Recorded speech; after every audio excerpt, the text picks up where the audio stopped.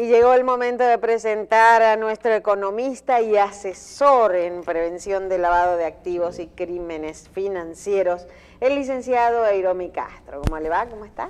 Muy bien, buenos días. Tenía unos días que no nos veíamos. Sí, me dijeron que me extrañaban. ¿Usted también me extrañó? Mucho.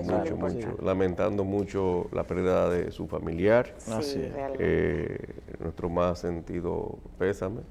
Y bueno, Dari y yo hablamos ayer por teléfono, ¿verdad? Sí, pero sí. buenos días, Avanzaron en el tema de hoy. Avanzamos entre otras cosas, sí, ciertamente. Sí. Para hoy tenemos varias noticias que fueron noticias importantes la semana pasada. Y la primera tiene que ver con la investigación por parte de la Unidad de Análisis Financiero del Uruguay, a bancos uruguayos que no reportaron transferencias que debieron considerar como sospechosas desde Turquía a Uruguay, por alrededor de 128 millones de dólares a un total de 80 personas. Es decir, se diseminó en 80 personas esa cantidad de dinero, pero ese dinero provenía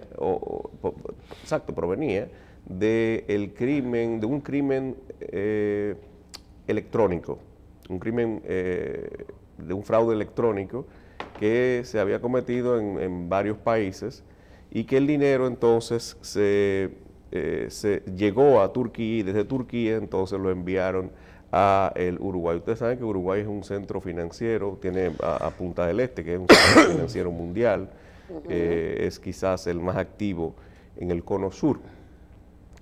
Ahora mismo la investigación está en proceso y si los bancos involucrados no tomaron las debidas diligencias o no asumieron las debidas diligencias y determinaron el origen de esos fondos, no aplicaron el procedimiento debidamente, estaremos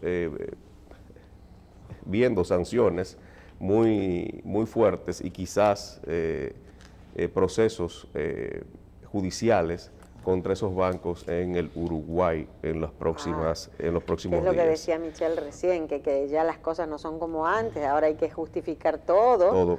No nos podemos olvidar de eso, no nos podemos perder. Y todo tiene una justificación, a final de cuentas, es decir, lo importante en todo esto es que usted tenga la justificación material que se pueda verificar y con esto se avanzan y se hacen los negocios, porque hay que seguir haciendo negocios, se lo decimos siempre, hay que hacer negocios porque la economía tiene que crecer, no podemos coartarla bajo ninguna circunstancia.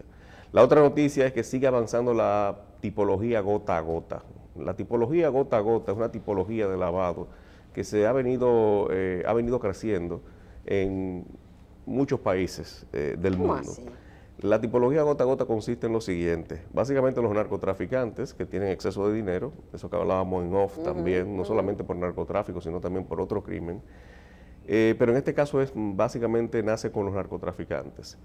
Tienen exceso de dinero y crean pequeñas financieras que no registran en los reguladores oficiales, puesto de que no reciben dinero del público, sino que trabajan con capitales propios y prestan en efectivo a microempresarios, pequeños empresarios, medianos empresarios. Y estos sí le pagan a una cuenta que ellos aperturan en una entidad bancaria. Entonces el dinero entra justificado por ahí. Claro, si se hace una debida diligencia... ¿Una modalidad de lavado puede ser el préstamo informal? Puede utilizarse como una vía para eso. Pero el banco le toca como sujeto obligado a hacer una debida diligencia ampliada debido al alto riesgo que implica este tipo de negocios, porque también tiene que determinar que no está utilizando dinero de terceros para prestar, es decir, no está haciendo intermediación financiera. Y en el marco bancaria de la ley de la 155, ¿cómo la 155 ve a los prestadores, a las personas que prestan dinero de manera informal? ¿Lo tipifica? Primero, si presta dinero de manera informal, tiene que ser con capital propio, como les he dicho, no puede recibir dinero de terceros, porque entonces estaría haciendo intermediación financiera y está prohibido por la ley 183.02, que es la ley monetaria y financiera. Al estar prohibido, y no estar facultado para hacer ese tipo de negocios, entonces no está cumpliendo tampoco con la ley 155-17 de reportería, de conocer a sus clientes, de estar inscrito en la unidad de análisis financiero y todo eso, y por lo tanto entra en violación de la ley 155-17. Porque siempre hay una discusión, no escucha, que las financieras están como fuera dentro del marco del sistema. Si operan con capital propio, sí, y pueden operar en lícito comercio, no hay ningún tipo de problemas. Ahora, si están recibiendo dinero de terceros y prestándolo a otro, entonces hay intermediación financiera y eso es lo que está prohibido. Y entonces entraría en violación, como he dicho, con la ley monetaria y financiera y la 155-17 al no cumplir con las indicaciones y las responsabilidades, obligaciones que implica la ley. Y Jerónimo, ¿cuáles son los países de Latinoamérica que más han avanzado en el tema de la lucha contra el lavado de activos, la prevención?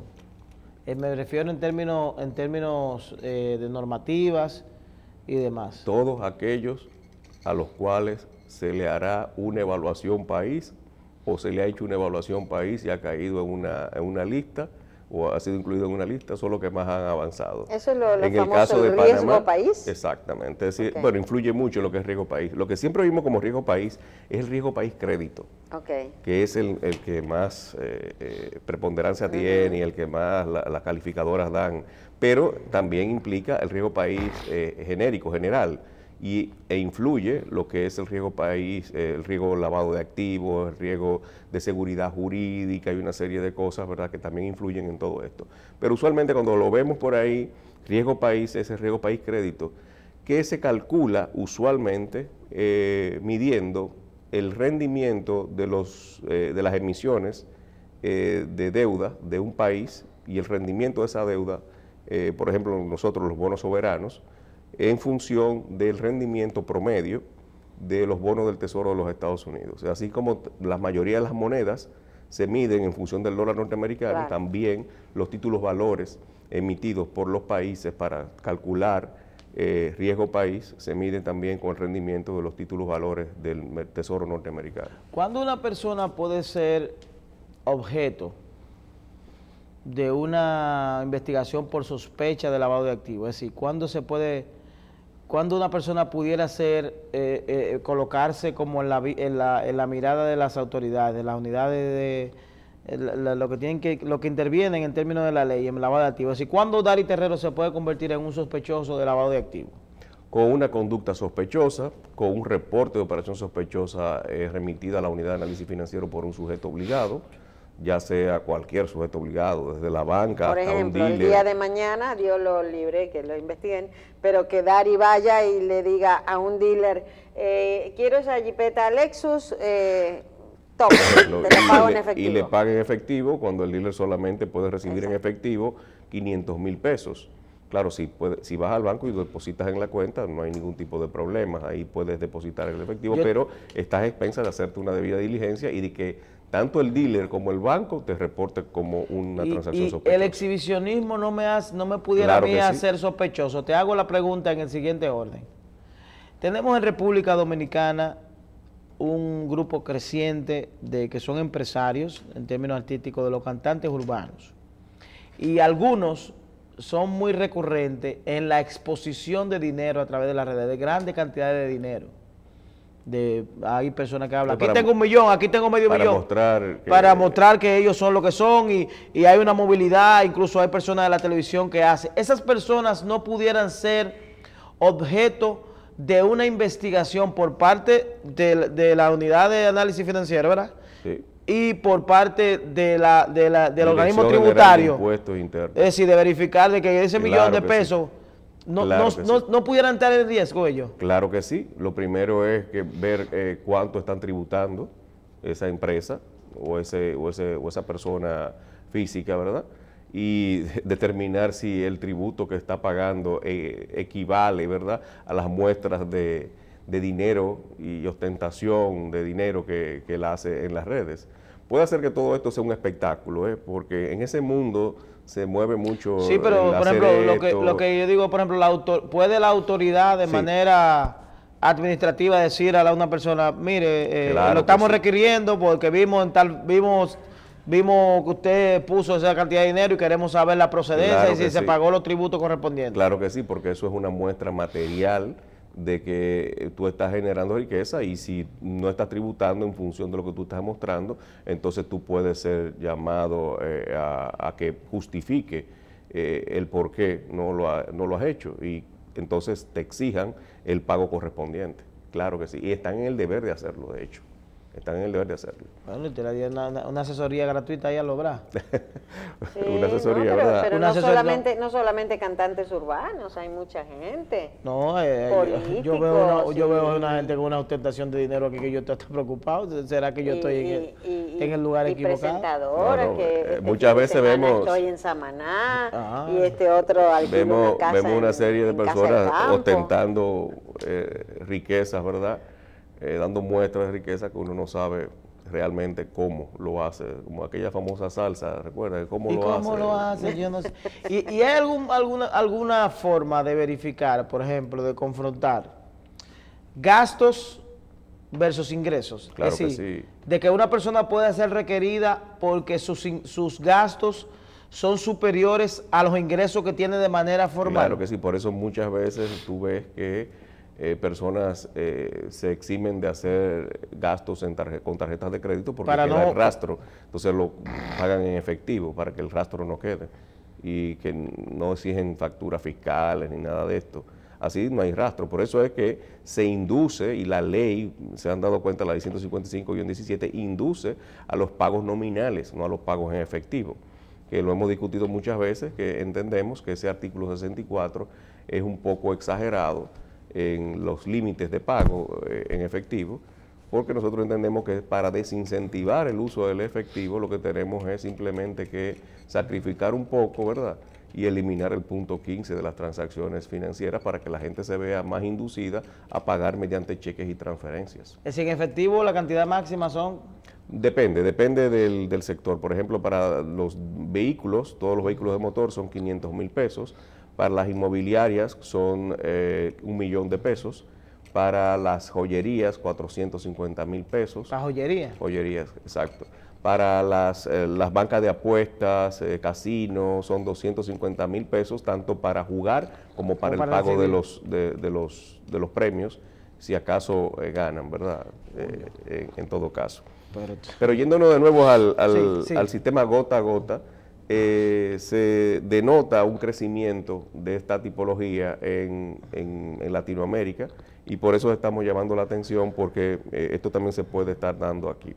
En Brasil, el Ministerio de Hacienda ha iniciado un estudio en todo Brasil a fin de determinar el alcance de las criptomonedas. Esto para determinar si es necesario emitir una regulación, que creo que será lo más correcto, a el uso, comercialización de criptomonedas en el país sudamericano, en este país sudamericano. También Paraguay será sujeta de la aplicación de la cuarta ronda de evaluación de Gafilat, Gafi Latinoamérica, lo que la evaluación que nos hicieron que hicieron a nuestro país en enero de este año y que próximamente tengo entendido que en 15 o 30 días ya está saliendo el informe de la evaluación. Gratamente entendemos que nos ha ido bastante bien al país, pero parece que Paraguay tendrá problemas. Es decir, lo que se ve en la ley y lo que se ve en la aplicación, se entiende que Paraguay puede caer en lista de seguimiento o en lista gris, es decir, que es la lista más sencilla, pero que afecta sensiblemente los niveles de negociación, a los elementos económicos y a la economía de cualquier país. También tenemos el caso FIFAGate, de nuevo. El caso FIFAGate parece que cada semana tendremos un condenado. De los 42 acusados, ya la semana pasada vimos que se condenaba al que fue presidente de la Asociación de Fútbol de Brasil, que llegó a un acuerdo de 5 años, y en este caso se condena a Juan Ángel Napou, que fue el presidente o el director de la Conmebol, que es la Confederación Sudamericana de Fútbol, a 9 años de prisión. Dios. Es decir, el caso FIFAGate sigue haciendo estragos y vamos notando que avanza todo esto por corrupción, aceptación de sobornos, fraude electrónico. Estos son los crímenes precedentes del caso FIFA Gate.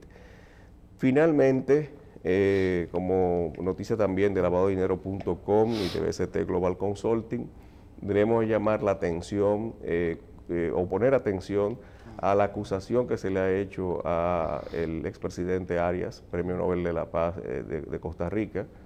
Esta acusación fue presentada la semana antepasada sobre unos pagos que no se hicieron y parece que no se realizaron.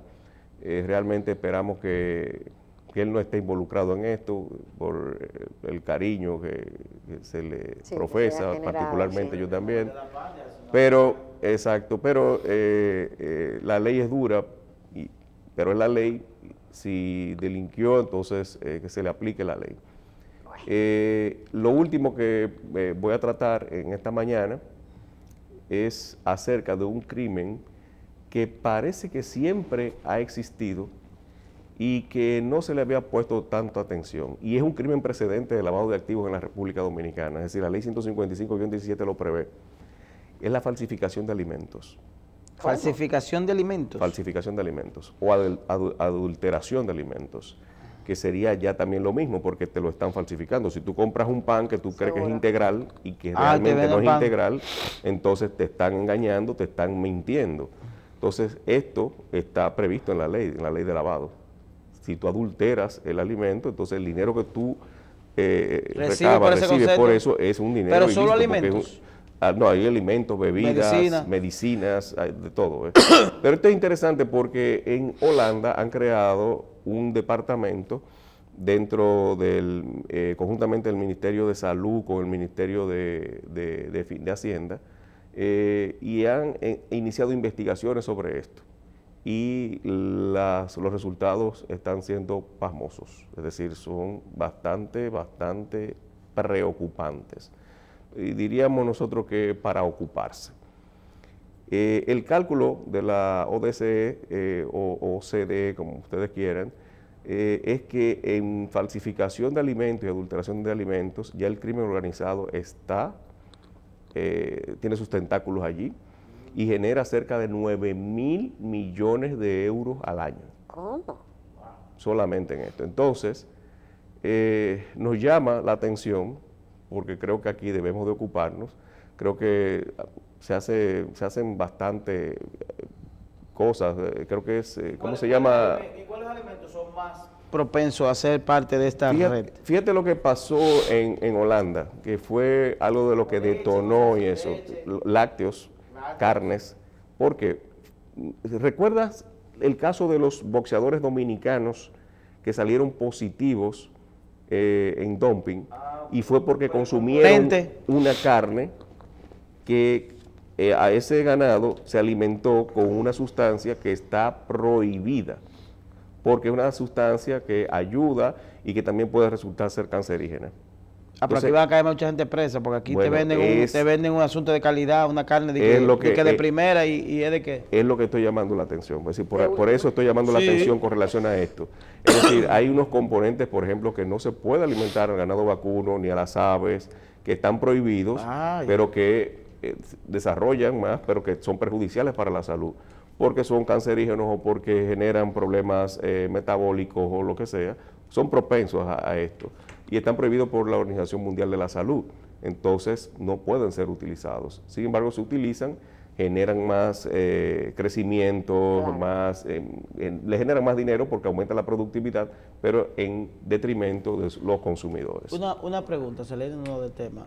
El robo del 10% de la propina, ¿eso no pudiera ser considerado también, como... eso es el robo de que que no se lo pagan a los... El robo que hacen los restaurantes y bares, que le roban el 10%, se lo roban a uno y después se lo roban al dueño. Camareros y eso.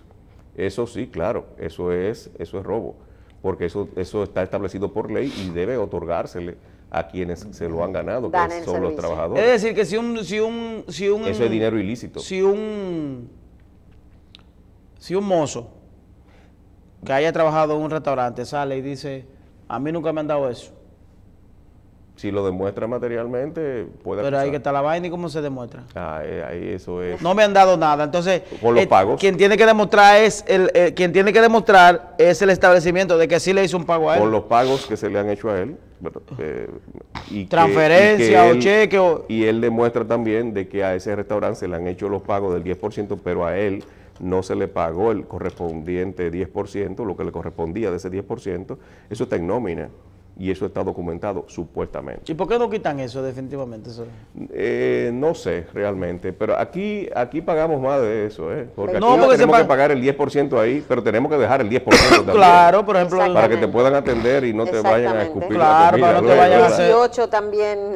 porque, Sí, a final de cuentas pagas un 28, más de un 28%, porque aquí son un 38%. aquí hubo una iniciativa Sí. de ley, hubo una iniciativa de ley. Y te vi más el 10 más el 10. Aquí hubo una iniciativa de ley de un legislador para eliminar el 10% de la propina. Y hubo un presidente de la Cámara de Diputados que engavetó ese proyecto porque lo llamaron los dueños de bares y restaurantes estableciendo que ese dinero ellos lo utilizaban para pagar luz y otros servicios. Oh, Wow, eso es grave porque eso es, creo que hay evasión, porque ellos declaran ese 10%, ellos lo declaran y lo utilizan entonces para otra cosa que no es. Por lo tanto, ahí hay, creo que... ¿Cómo yo lo soy declaran? abogado. ¿Cómo es lo que lo declaran? Explícame. Claro, porque tú al pagar, ser órgano de al pagar los retención, impuestos... tú dices hay que ese 10% tú lo sacas de... Ese 10% que tú lo sacas y lo has pagado como parte de esa ley. Si tú dices, no me calcule esto Eso dentro no de se mi impuesto, calcula. sácame ese 10%, Claro. sácame un 28%,